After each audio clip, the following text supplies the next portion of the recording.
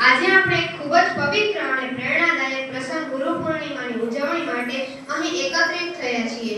આજે એ દિવસ છે જ્યારે આપણે જીવનના દરેક ગુરુ, ભલે તે આપણા શિક્ષક હોય, માતા-પિતા હોય કે જીવનમાં માર્ગ દર્શાવનાર કોઈ મિત્ર, તેમના પ્રત્યે કૃતજ્ઞતા વ્યક્ત કરીએ છીએ. આ દિવસે મહર્ષિ વેદવ્યાસજીનો જન્મ થયો હતો, જેમણે વેદોનું સંકલન કર્યું અને મહાભારત જેવી જીવન ન મળે.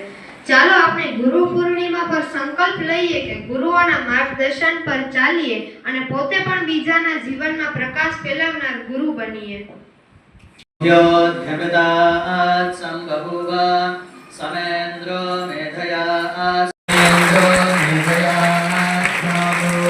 અમૃતસ્ય દેવધારણો ભૂયાતં શરીરં મે દિલક્ષણં વિશ્વા મે મધુમત્તમં कर्णाभ्यां भूरिविश्वं मे श्रियमाभः लोमसां वसुभिः सह स्वाहा आमायन्तु ब्रह्मचारिणः स्वाहा विमायन्तु ब्रह्मचारिणः स्वाहा.